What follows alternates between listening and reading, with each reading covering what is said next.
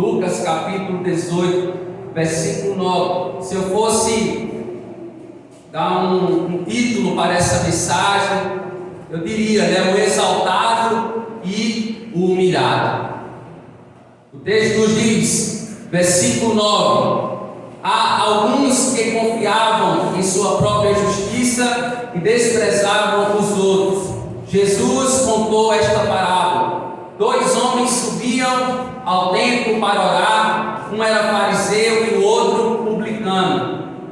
O fariseu, em pé, orava no íntimo: Deus, eu te agradeço porque não sou como os outros homens, ladrões, corruptos, adúlteros, nem mesmo como este publicano. Jejum 2 vezes por semana e dou o dízimo de tudo quanto ganho. Mas o publicano ficou à distância. Ele nem ousava olhar para o céu, mas batendo no peito dizia: Deus, tem misericórdia de mim, que sou pecador. Eu digo a vocês que este homem, e não outro, foi para casa justificado diante de Deus. Pois quem se exalta será humilhado, e quem se humilha será exaltado. Mantenha sua Bíblia aberta. Pai, no nome do teu Filho amado Jesus Cristo, ó Deus, nós te pedimos, ó Deus, que o Senhor fale conosco por intermédio da tua palavra, a fim de nos edificar, de nos consolar, de nos exortar, ó Deus, nos admoestar em amor, ó Deus, para que nós possamos, ó Deus, ao sair daqui não sejamos mais os mesmos, mas que o Senhor nos transforme por intermédio da tua palavra. Ó Deus, ó Pai, que a presença do Espírito Santo de Deus seja notória no nosso meio, porque Ele se faz presente aqui. E nós, da autoridade de Cristo Jesus, repreendemos toda outra presença que não seja a presença do Espírito Santo neste lugar. Que toda outra presença caia por terra, vá em retirada, em nome de Jesus. Repreender todas as forças do mal, toda força maligna que de alguma forma tenta nos distrair, que de alguma forma tenta, ó Deus, tirar a nossa atenção para aquilo que o Senhor tem a nos dizer, mas que a tua palavra ela possa achar morada no nosso coração, que a tua palavra ela possa, ó Deus, surtir efeito eficazmente, positivamente, a fim de nos salvar, a fim de converter o nosso coração, a fim de nos transformar, Pai, em nome de Jesus. Em nome de Jesus eu te peço e te agradeço, em nome de Jesus, amém. Louvado seja o nome do Senhor.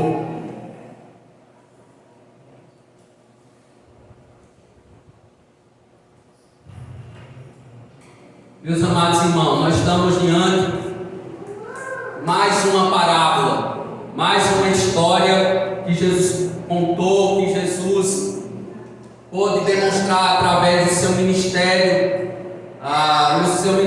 messiânico. E essa aqui é uma história simples sobre a oração, sobre a intercessão, sobre um lado, né, de um lado a gente tem um fariseu fazendo uma oração cheia de exaltação e de auto-vanglória diante de Deus.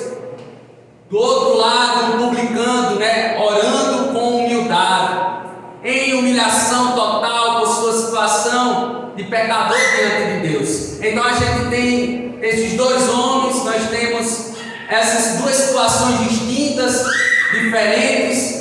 No entanto, o foco principal dessa história que Jesus vai contar é a justiça própria, né? É os que confiam na justiça proveniente deles mesmos, desprezando o seu próximo. Então, o objetivo, o propósito dessa parábola é nós observarmos aqueles que, de alguma forma, têm uma visão equivocada, uma visão errônea da sua própria justiça, entendendo que provém da sua própria vida, do seu próprio intelecto, da sua própria vontade, e se auto-justifica. Então esse é o propósito que Jesus aponta para essa parábola, e ele vai contar essa história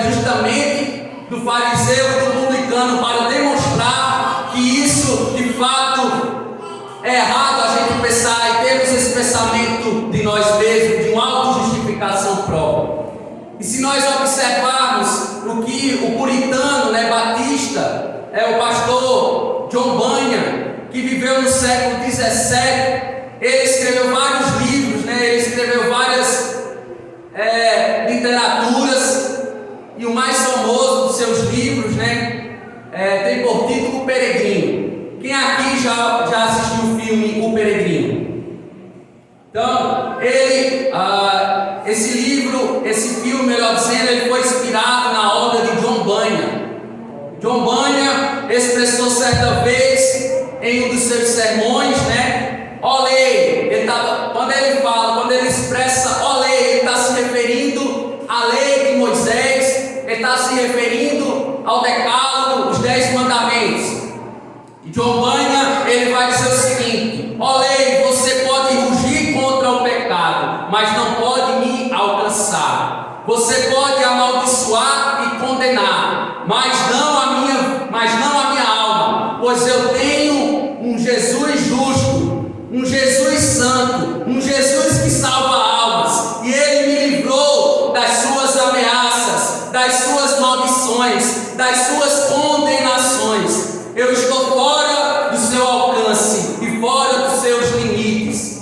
Eu sou levado a outra aliança sob melhores promessas de vida e salvação, promessas gratuitas para me confortar, sem o meu mérito, mas através do sangue de Jesus, a satisfação dada por Ele a Deus em meu favor. Justamente Ele, ao expor esse pensamento dele em um dos seus sermões, ele estava contrastando a graça gratuita mediante o favor de Cristo na cruz do Calvário, porque a graça é merecida, em contraposição a isso, em oposição a essa lei que nos diz que somos pecadores e já estamos condenados, porque a sentença é de condenação para aqueles que não são cumpridores da lei, e nenhum dos que estão aqui é cumpridor da lei de Deus, mas o Senhor, Ele nasceu na plenitude dos tempos, se encarnou na pessoa de Jesus Cristo, e Ele cumpriu a lei cabalmente e os profetas, pelo qual nós obtivemos o perdão e a justificação pela justiça perfeita de Cristo. Pois bem, falando acerca do propósito dessa história, dessa parábola, a lição que Jesus quis contar nessa história,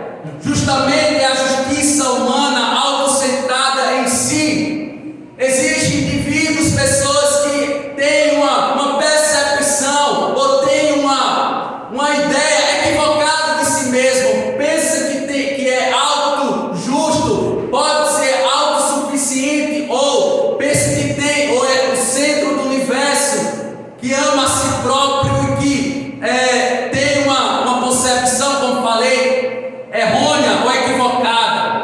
E o evangelista Lucas, justamente, ele vai escrever aqui essa narrativa, vai nos dizer que enquanto o fariseu não pede nada na sua exaltada oração, pois se vangloria a si mesmo, o publicano fez uma oração. Como é a intenção da oração do publicano?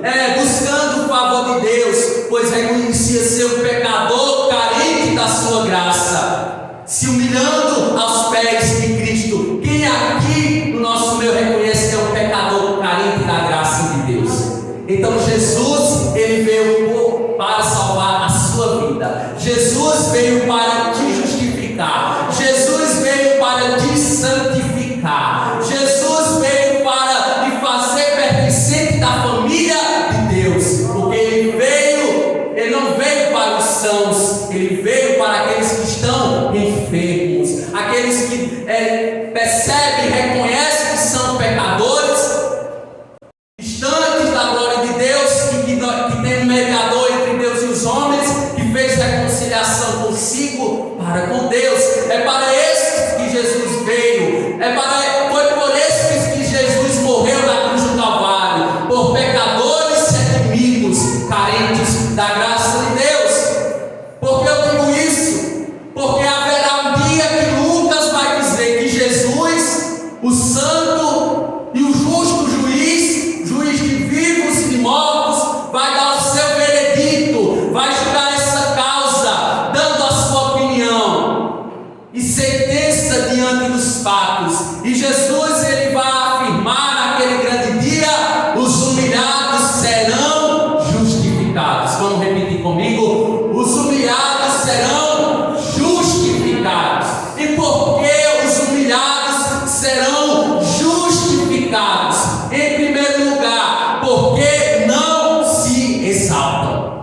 porque os humilhados, eles não se ensoberbecem, ou em outras palavras, não se vangloriam.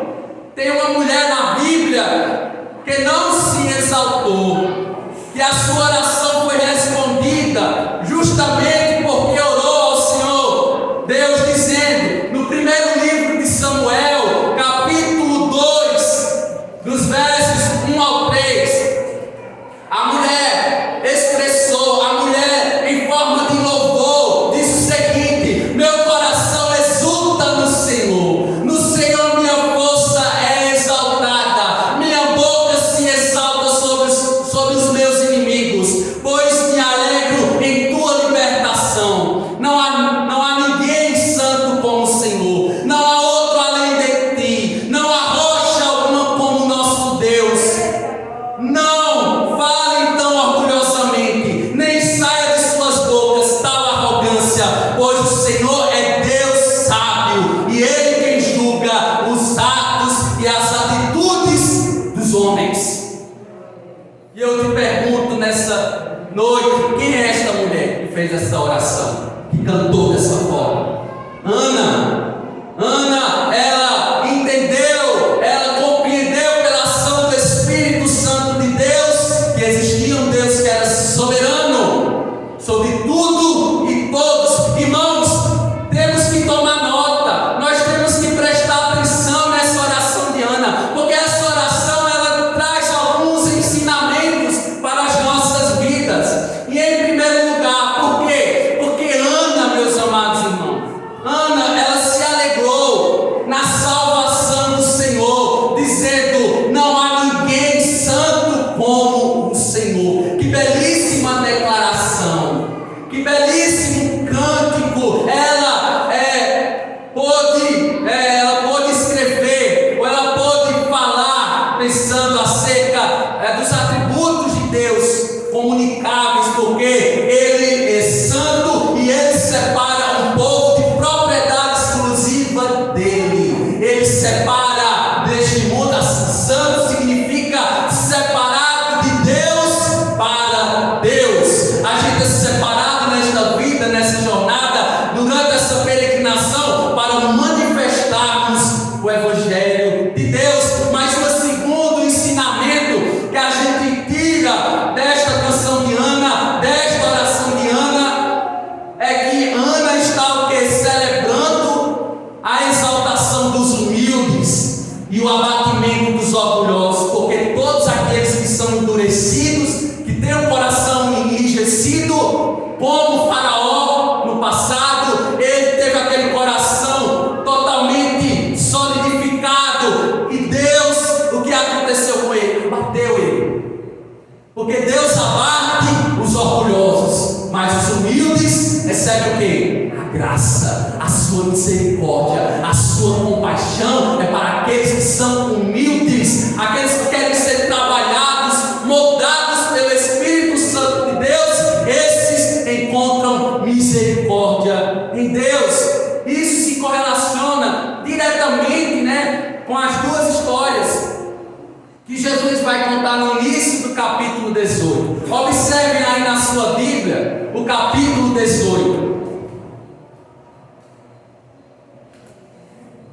Observem aí a história da viúva persistente, conhecida também a história do juiz iníquo.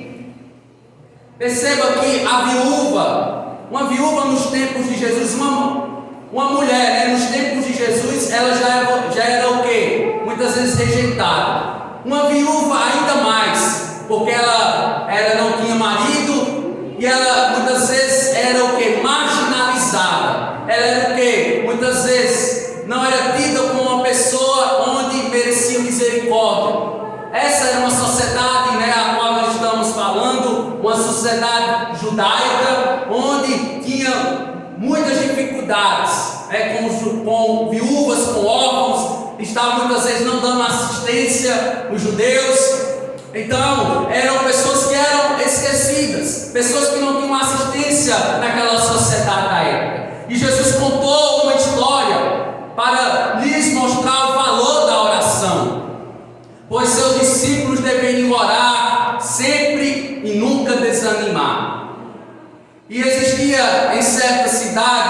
texto sagrado, um juiz iníquo, que não temia a Deus e não se importava com os homens, e também uma viúva que se reportava a ele, se dirigia a ele para julgar a sua causa. No entanto, o juiz se recusava a julgar a sua causa, mas quanto mais ele se recusava, o que acontecia com aquela viúva? Mais ela perseverava, mais ela insistia.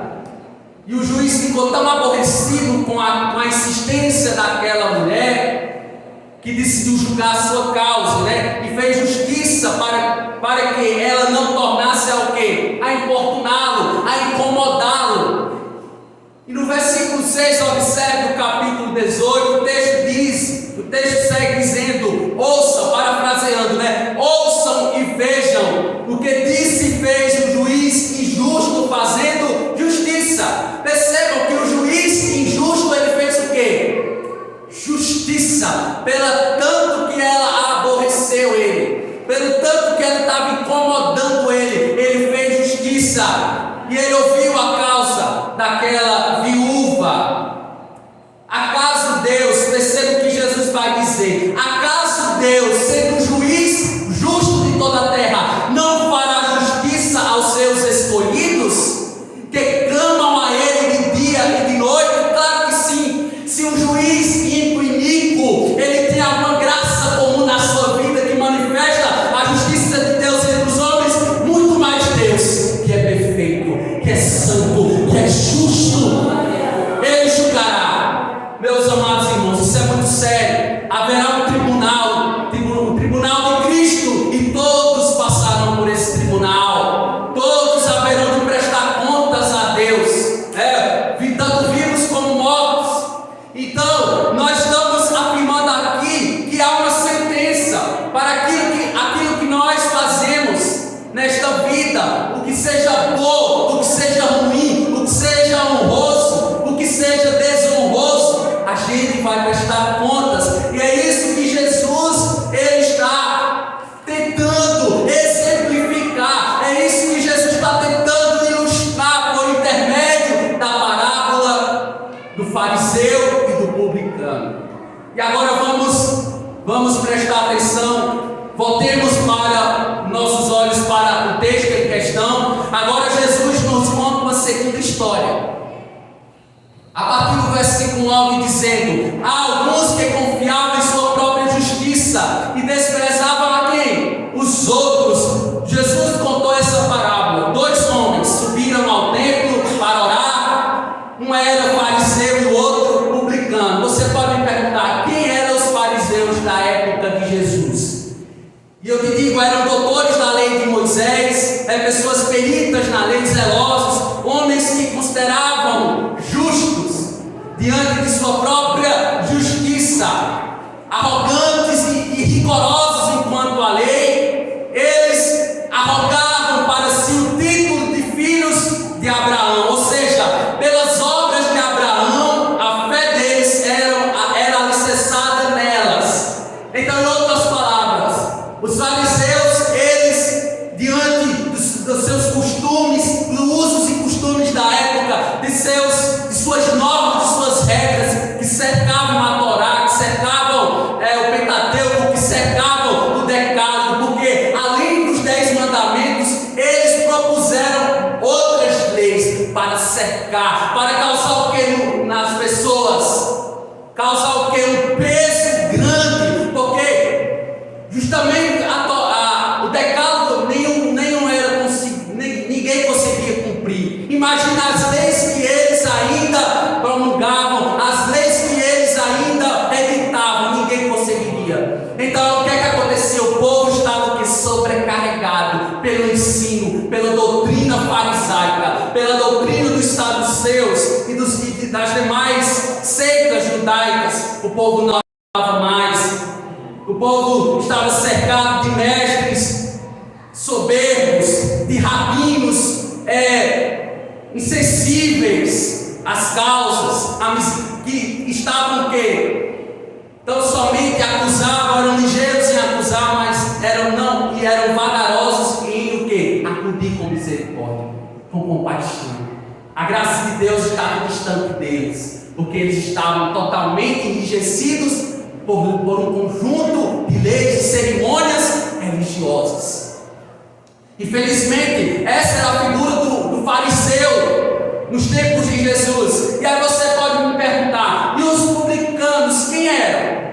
Os publicanos eram judeus também e cobradores de impostos, que eram rejeitados pelas pessoas devido ao seu trabalho. Percebam que os publicanos na época, eles cobravam o quê? Impostos. E esses impostos muitas vezes o que eram? Não eram justos os impostos. Eram taxas de impostos além daquilo que eles deveriam cobrar. Então eles eram fraudulentos, roubadores, muitos deles, considerados traidores, eles eram considerados pelos mestres da lei de traidores, por terem um acordo de recolhimento de impostos e taxas com o império, que oprimia os judeus na época. Mas aqui nós temos dois cenários, um fariseu e um publicano. E Jesus vai dizer nos versículos 11 e 12 que o fariseu, percebam, o fariseu em pé orava no íntimo: Deus, eu te agradeço, porque não sou como os outros homens, ladrões, corruptos, adúlteros, nem mesmo como este publicano.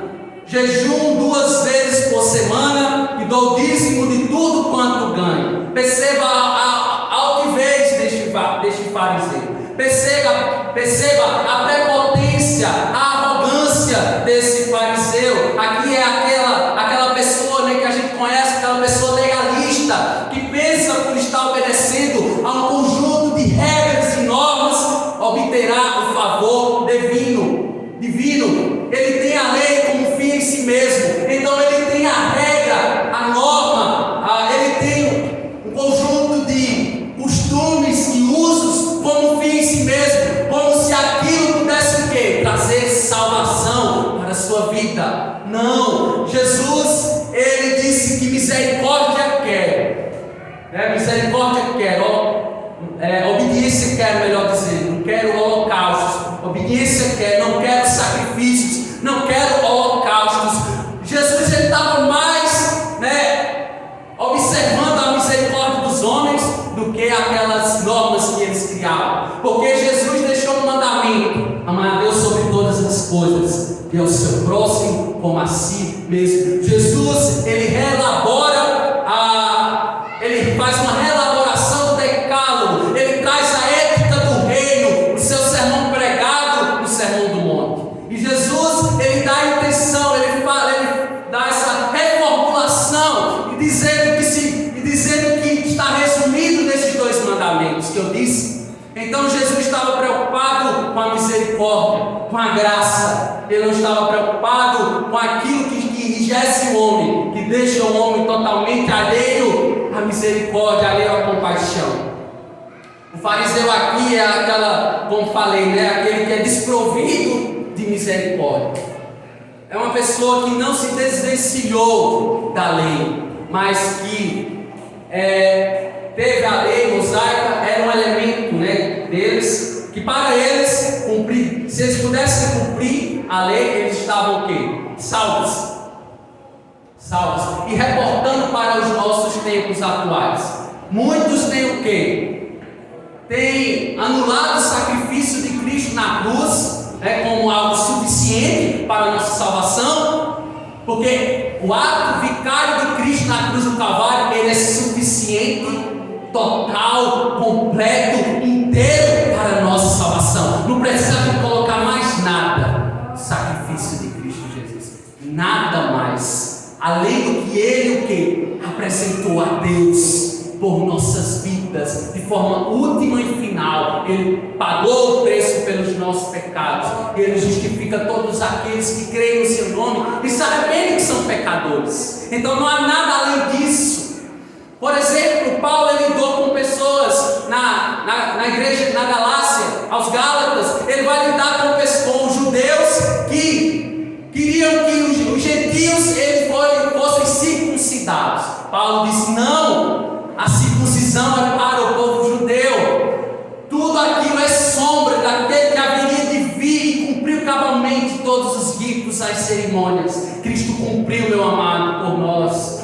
Cristo nos justificou mediante o seu sangue. Mas infelizmente, como o pastor Augusto Nicodemos, ele disse que a religião cristã, se referindo aos evangélicos, nós temos uma alma ainda, infelizmente, uma alma católica, apostólica romana, ainda muito presente em nós, porque é uma herança, uma tradição dos nossos pais, que nós adquirimos essa tradição e dizemos com isso o quê? Que nós somos salvos mediante o quê? As obras que nós fazemos. Mas Paulo vai dizer, e os reformadores, embebidos com os ensinos de Paulo, vão dizer: pela graça sois salvos mediante a fé. E isso não vem de vós, é dom de Deus, não de obras, para que ninguém se glorie. Então a obra de Cristo, ela foi suficiente, e ela é suficiente para salvar todo homem, para salvar toda mulher, aqueles que se apegam à cruz de Cristo. Temos muitos cristãos assim, infelizmente. A igreja cristã evangélica está cheia, de pessoas assim que pensam por fazer isso, ou aquilo. Suas obras o justificarão diante de Deus. Não é isso. O evangelho de Cristo não é isso. A motivação do evangelho de Cristo não é essa. Não, a nossa motivação é servir a Deus, é servir por aquilo que Ele já nos abençoou. Todo salvo, ele manifesta o quê? Boas obras, obras de justiça, de misericórdia e de compaixão entre os homens. Nós não fazemos boas obras para sermos salvos, não, é o contrário. Nós somos salvos e assim fazemos boas obras.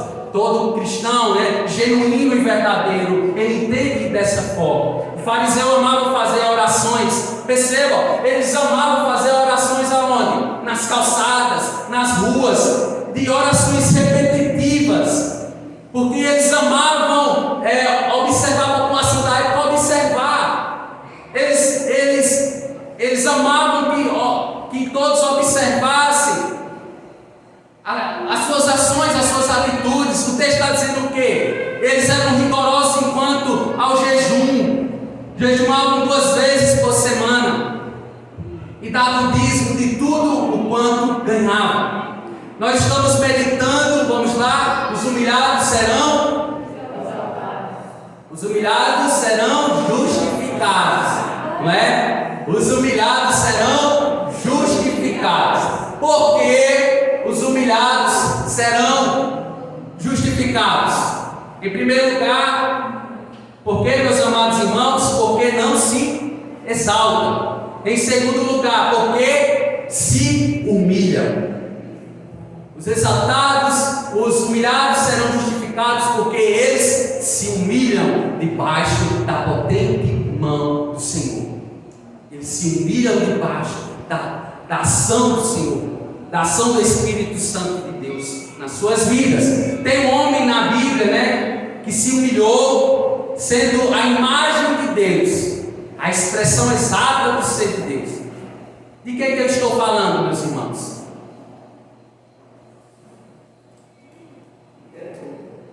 Jesus, o Senhor Jesus Cristo. A Bíblia vai dizer o quê? Que Ele é a imagem do ser de Deus, é a expressão exata do ser de Deus, plenamente homem e plenamente Deus. Ele se humilhou.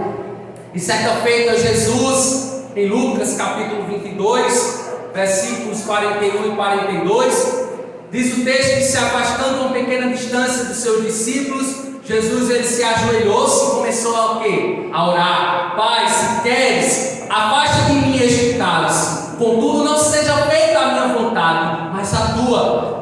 A oração também que ele nos deixou como um parâmetro para o cristão, a oração do Pai Nosso, Mateus capítulo 6, verso 9 e 10. Pai Nosso que está nos céus, santificado seja o teu nome, venha o teu reino, seja feita a tua vontade, assim na terra como no céu. Então ele deixou para nós um exemplo de humildade, porque ele foi um homem manso e humilde de coração.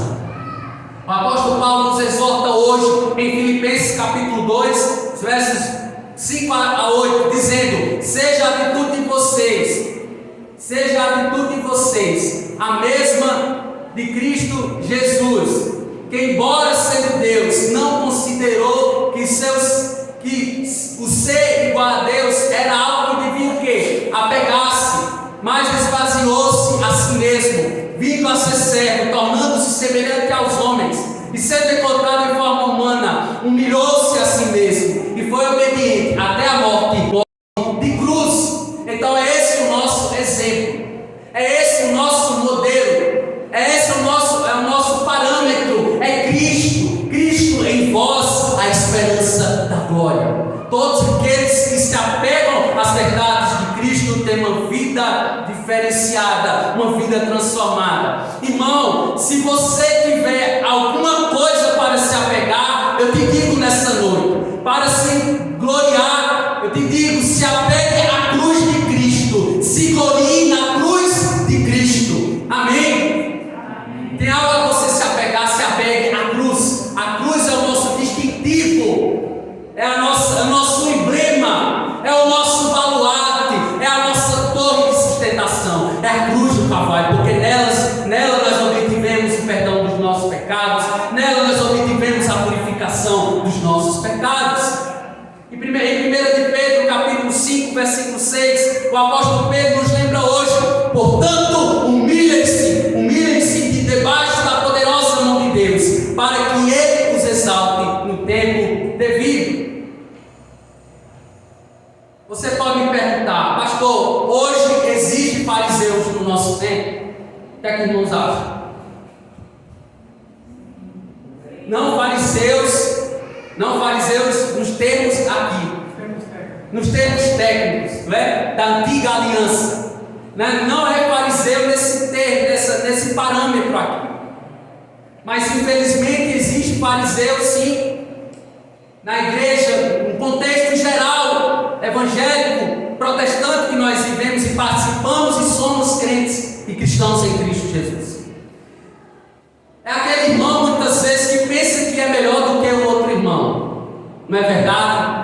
Tem pessoas que têm uma percepção errônea e equivocada de si mesmos, e eles pensam que se acham melhores uns do que os outros. Mas Paulo vai dizer o quê? Sejam vocês, tenham o quê? O outro como superiores a si mesmos.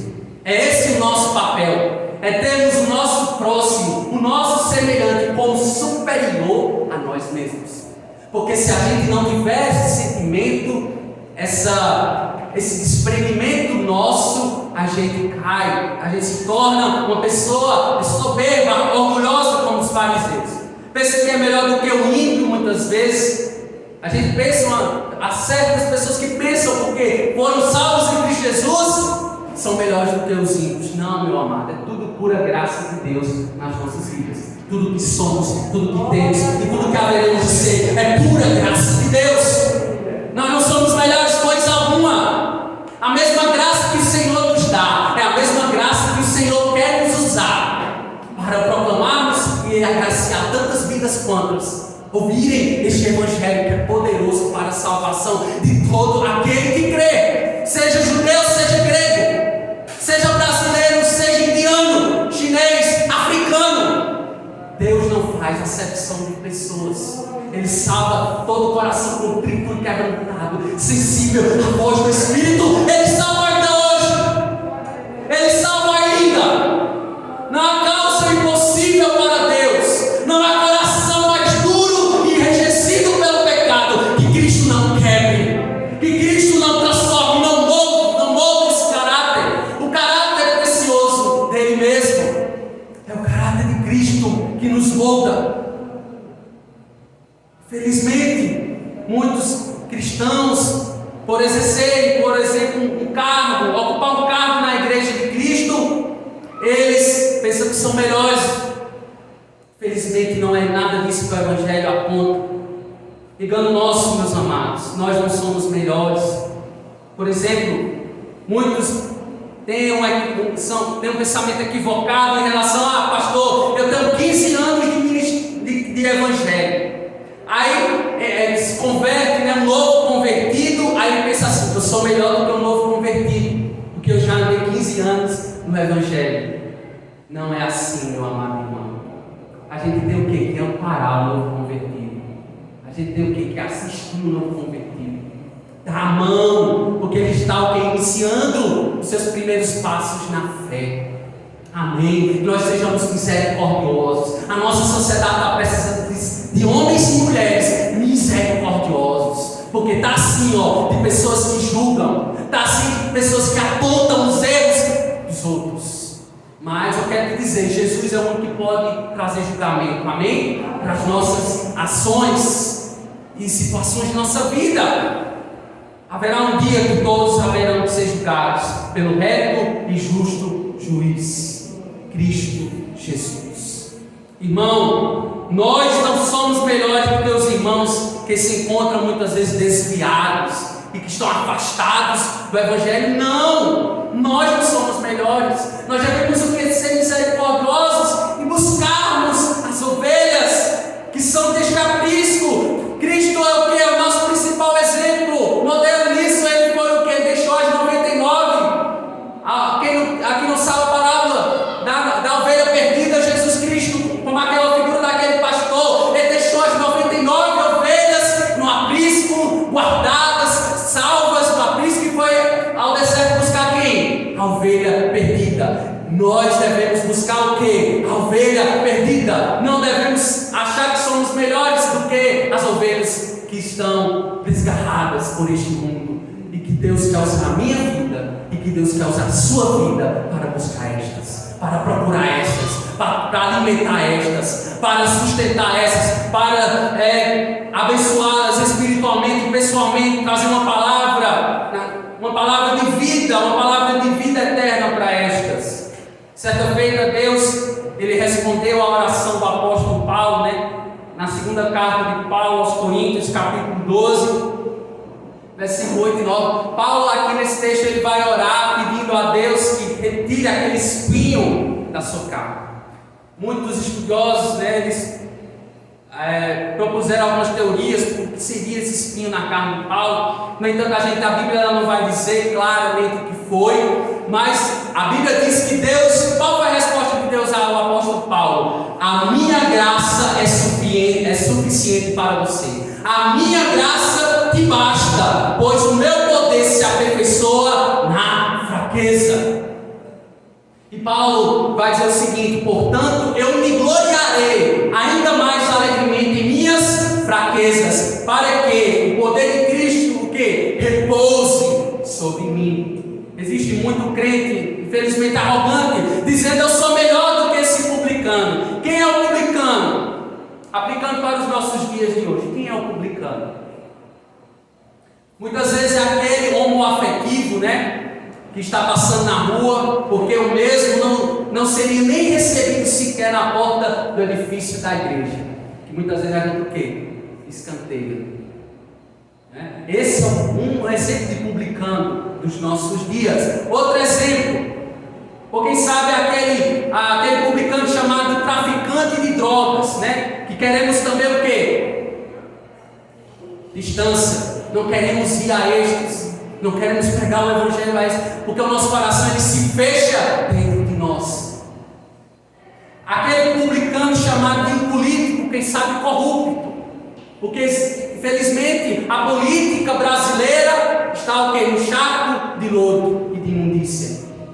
Mas muitas vezes a gente não quer pregar o Evangelho para o político corrupto, meu amado irmão. Então essa é a figura mais uma figura de publicano, né? Que pensamos consigo mesmos. Perceba a oração do fariseu: Deus, eu te agradeço porque não sou como esses homens afeminados ou efeminados, né? Ladrões e corruptos. Muitas vezes alcoólatras, que a gente quer distância. Pessoas que são dependentes químicos, a gente quer distância.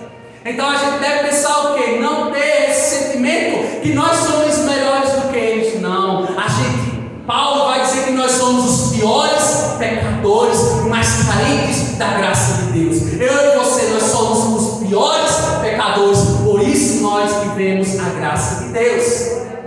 E esses também estão aí agora, precisando de um resgate, porque estão perdidos. Um dia nós estivemos perdidos e o Senhor nos salvou, o Senhor nos limpou as nossas feridas, o Senhor sarou, o Senhor nos restaurou, o Senhor nos deu o Espírito Santo, e Ele quer usar a sua vida e a minha vida para enviar estes. Que nós não venhamos fechar, possamos falar do Evangelho de Cristo, que é transformador, nesse tempo no qual nós estamos vivendo. Jesus disse no versículo 13: mas o publicano ficou à distância.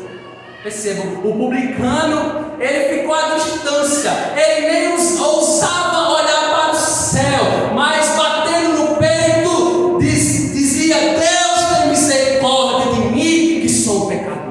Deus se agrada daquele que reconhece a sua pequenez, diante da sua imensidão, diante da sua infinita graça. Deus se agrada. Aqui há pessoas que fizeram esta oração, que reconhecem que são pecadores, carentes dessa graça. Louvado seja o nome do Senhor. Irmão, eu quero te dizer essa noite algo: não confie na sua carne.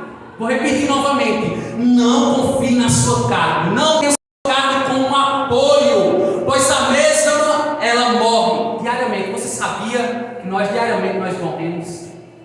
A gente está no processo de quê? De deterioração. As nossas células diariamente elas sofrem um processo de morte. A gente, dia após dia, a gente morre. A gente está mais perto da morte, da finalíssima, né? Onde nós fecharemos os olhos. Então não se apegue à sua carne, porque a sua carne é um pedaço de carne podre. Não se apegue à sua carne. Isso é forte a dizer. Mas o que Martinho Lutero vai dizer para os reformadores? Ele vai dizer o seguinte: que o ser humano é um saco de vermes, pó e cinza. Essa é a realidade nossa. Um dia fecharemos os olhos.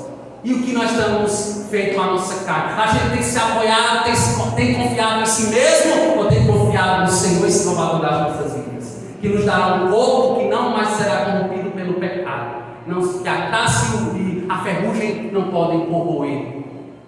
É essa o sentimento que nós temos, a confiança, a esperança e a fé depositadas em Cristo Jesus.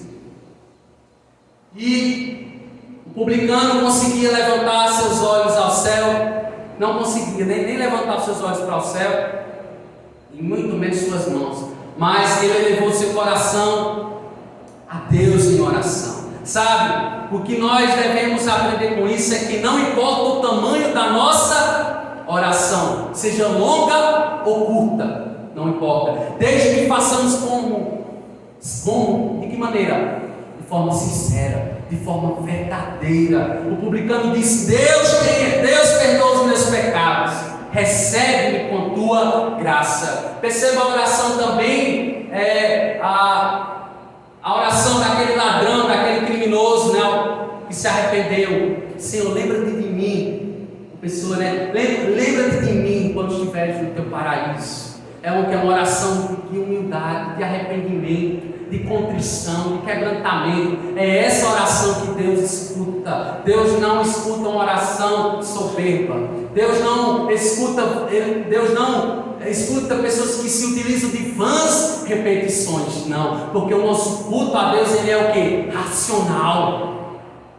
Nós não dizemos que só compreendemos este Evangelho, mas nós nos relacionamos com Deus deste Evangelho. Porque muitas vezes o fariseu entendia de qual salteada a lei, mas o que aconteceu? Ele não era transformado, ele não tinha um relacionamento com Deus pactual, o Deus da antiga aliança, e Deus que fez uma nova aliança pelo sangue de Cristo.